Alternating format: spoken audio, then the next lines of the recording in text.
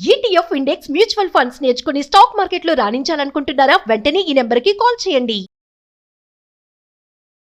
Hello viewers, welcome back to our channel. ప్రస్తుతం మనతో పాటు ఉన్నారు consumers affair committee chairman Mandadi Krishna Reddy గారు. సార్తో మాట్లాడదాం.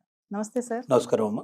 సార్, రీసెంట్గా అమెరికా వెళ్ళినటువంటి ఒక మహిళ ఎయిర్పోర్ట్లో దిగగానే అక్కడ ఉన్నటువంటి officers, customs and border security officers ఎవరైతే ఉంటారో ఆమెను పట్టుకొని ఆమె దగ్గర ఉన్న గ్రీన్ కార్డ్ తీసేసుకొని దాని మీద విజిటింగ్ స్టాంప్ వేసేసారంట. అంటే గ్రీన్ కార్డ్ ఉన్న వాళ్ళకి విజిటింగ్ స్టాంప్ ఎలా వేస్తారు, అది అసలు ఏంటి ఒకసారి దాని గురించి? ఇప్పుడు ట్రంప్ వచ్చిన తర్వాత ఎలాంటి జాగ్రత్తలు తీసుకుంటున్నారంటే, అక్కడ ఉన్నటువంటి ఇల్లీగల్ ఇమిగ్రేట్స్ని పంపించడమే కాదు, పనికి మాలిన వాళ్ళు, పనికిరాని వాళ్ళు, అమెరికాకు భారంగా ఉండేవాళ్ళు, అమెరికా నుంచి ఏదైనా లాభాన్ని సంపాదించేటువంటి వాళ్ళందరినీ ఏర్పారేయమనేటువంటి పరిస్థితులు ఒక రకంగా ఆర్డర్స్ వచ్చాయి వాళ్ళకి.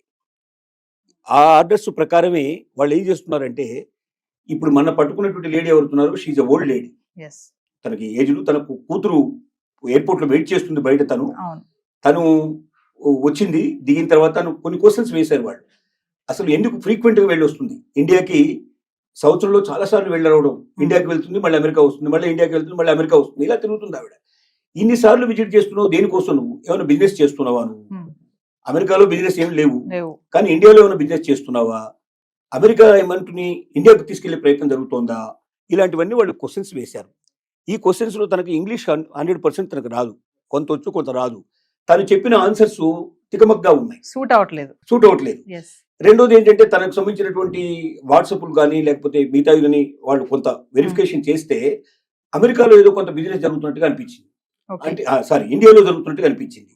అంటే అమెరికాకు సంబంధించిన డబ్బులు ఇక్కడ ఉన్నటువంటి ఇండియన్స్ ని అందరి దగ్గర డబ్బు తీసుకొని తను అమెరికాకు వెళ్ళి, అమెరికా లోపల ఇండియాకు వెళ్ళిన తర్వాత తను అక్కడ బిజినెస్ చేస్తోంది. అంటే ఆ బిజినెస్ ఏదో అమెరికాలో చేస్తే దానివల్ల ట్యాక్సెస్ వస్తే అది అమెరికన్స్కి ఎంతో మేలు జరుగుతుంది. అమెరికాలో ఉన్న డబ్బుని ఇండియాకి తీసుకెళ్ళడం వల్ల ఇండియన్స్ బెనిఫిట్ అవుతారు తప్ప అమెరికన్ బెనిఫిట్ అయ్యే అవకాశాలు లేవు. కాబట్టి వాళ్ళు ఎంతసేపు ఏం చూస్తున్నారంటే, అమెరికాకు బెనిఫిట్ ఎట్లా తీసుకురావాలి, అమెరికాను అగ్రరాజ్యంగా నిలబెట్టాలి, అమెరికా ప్రపంచాన్ని డామినేట్ చేసి తీసుకోవాలి. ఇప్పుడే ట్రంప్ చెప్పే విధానం ఇదే.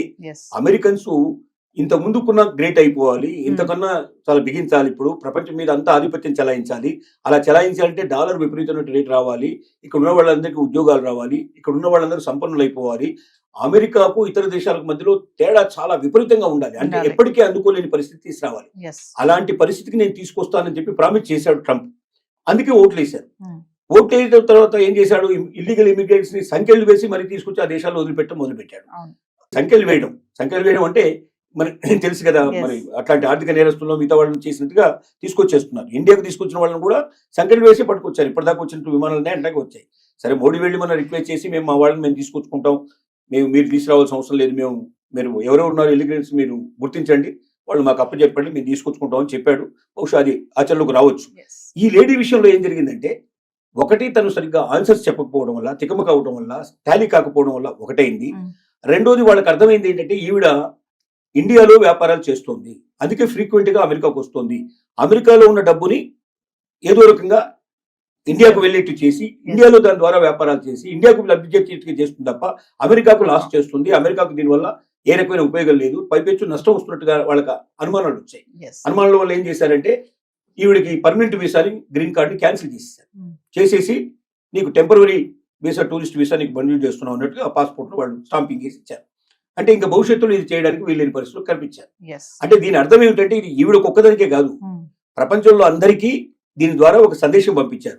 ఎవడైనా వేస్ట్ ఫెలోస్ ఉంటే అమెరికా లోపల వాళ్ళు కూడా మూటామూలే సర్దుకొని మీరు వెళ్ళిపోండి. రెండోది, ఇక్కడ ఉన్నటువంటి సంపదను తీసుకెళ్లి మీ దేశాల లోపల మీరు వ్యాపారాలు చేసుకోవడానికో లేదా అక్కడ మీరు వేరుకో లబ్ధి చేకూర్చే ప్రయత్నం మీరు చేసేటువంటి వాళ్ళు ఉన్నారో వాళ్ళందరూ జాగ్రత్త పడండి. ఇక నుంచి భవిష్యత్తులో ఇది నడవు, ఇది ఫస్ట్ కేసు కాదు, అంటే ఇది కేసు ఒకటే కేసు కాదు, ఇంకా భవిష్యత్తులో 100 కేసులు 1000 కేసులు జరిగే అవకాశాలు ఉన్నాయి అని అందరికీ హెచ్చరిక పంపించడానికి దీన్ని ఒక ఉదాహరణగా చేశారు. ఇప్పుడు దీనివల్ల మిగతా వాళ్ళందరూ సర్దుకునే పరిస్థితి స్టార్ట్ అయింది, అలర్ట్ గా అవుతారు. అది ఇంకోటి, భాష సరిగ్గా రానటువంటి వాళ్ళు ఖచ్చితంగా ఇంకొకరు భాష వచ్చిన వాళ్ళ వెంటనే ఇద్దరు కలిసి రావాలి తప్ప ఒక్కరే ఒంటరిగా ప్రయాణం చేయడం వల్ల కూడా డేంజర్ అయ్యే పరిస్థితి ఉంది. రేపొద్దున అసలు ఏమీ లేని వాళ్ళు కూడా, ఏదో వాళ్ళ పిల్లల్ని చూడడానికి వెళ్ళిన వాళ్ళు కూడా సరిగ్గా ఆన్సర్ చెప్పకపోతే గతంలో వీళ్ళకి సాయంగా వాళ్ళే ఇచ్చేవాళ్ళు. ఎవరన్నా భాష తెలిసిన వాళ్ళని, లాంగ్వేజ్ ఎవరైతే చేస్తారో దుబాసీలు అంటారో వీళ్ళని పెట్టి వీళ్ళకి సాయం చేసేవాళ్ళు. ఇక నుంచి సాయం చేయరు వీళ్ళు, ఎందుకంటే వీలైనంత వరకు అమెరికాకు వచ్చే వాళ్ళని తగ్గించాలనుకుంటున్నారు, పెంచాలనుకోవటం లేదు. టూరిస్ట్ వీసా కింద వచ్చిపోతే వాళ్ళకి అభ్యంతరం లేదు. వచ్చి ఓ నెల 2 నెలలు మ్యాక్సిమం 6 months టైం ఇస్తారు. 6 monthsలో మీరు అమెరికా అంతా తిరగండి, డబ్బంతా ఖర్చు పెట్టండి, మాకు బాగా వచ్చేది చేయండి, మాకు ట్యాక్సీలు వచ్చేది చేయండి, మా వాళ్ళకి ఇక్కడ అమ్మకాలు జరిగేటట్టు చేయండి, మావి కొనుక్కుపోండి. కానీ మీరు ఉన్నవి మా దగ్గర అమ్మడానికో లేకపోతే మా డబ్బును దోచుకుపోవడానికో మా ట్యాక్సెస్ని తగ్గించడానికో మేము ఇక్కడ సిద్ధంగా లేవు. కాబట్టి ప్రపంచ ప్రజలారా జాగ్రత్త పడండి. అమెరికా ఇక ఇలాంటివన్నీ సహించదు, ఇల్లీగల్ ఇమిగ్రెంట్స్ రానివ్వదు, పనికిరాని వేస్ట్ ఫెలోస్ కూడా వద్దు, పర్మనెంట్ వీసాలు కూడా మేము రద్దు చేస్తాం, గ్రీన్ కార్డులు కూడా రద్దు చేస్తాం.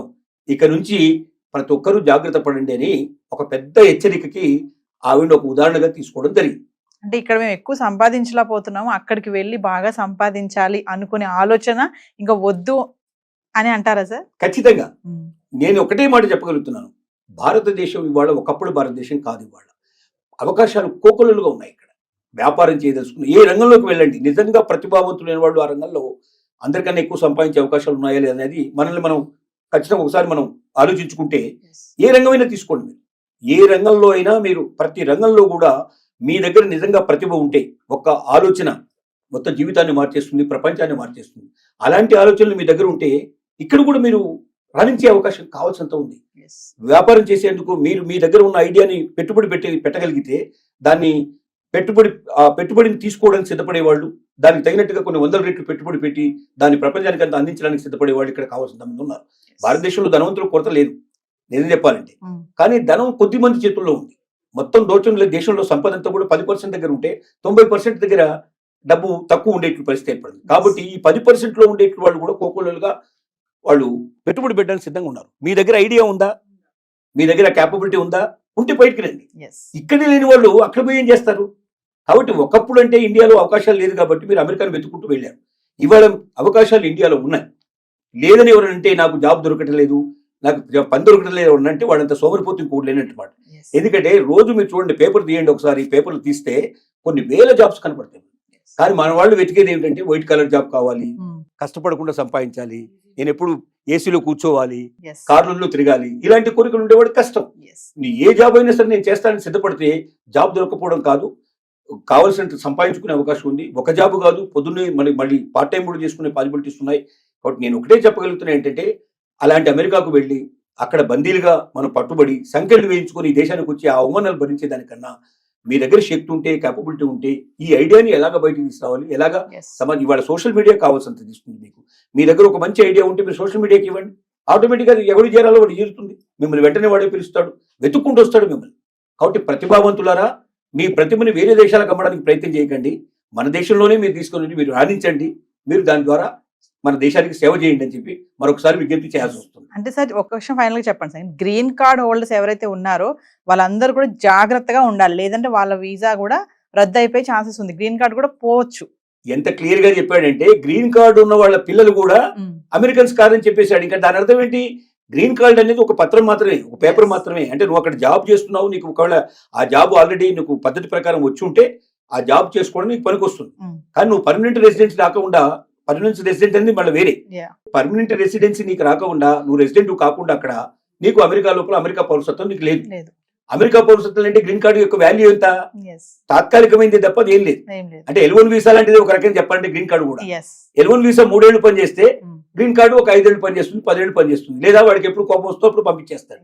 కాబట్టి గ్రీన్ కార్డు ఉన్నంత మాత్రంలో నేను అమెరికన్ని, ఇంకా నాకు ఏ రకమైనటువంటి ఆపద లేదు, నేను లైఫ్ లాంగ్ ఇక్కడే ఉంటానని ఎవరన్నా కళ్ళు కంటే ఆ కళలు కళ్ళని చెప్పి నిరూపించడానికే మన ఆ లేడీ ఉదంతం అనేది ఒక రకంగా చెప్పుకోవచ్చు. థ్యాంక్ యూ అండి, నమస్కారం.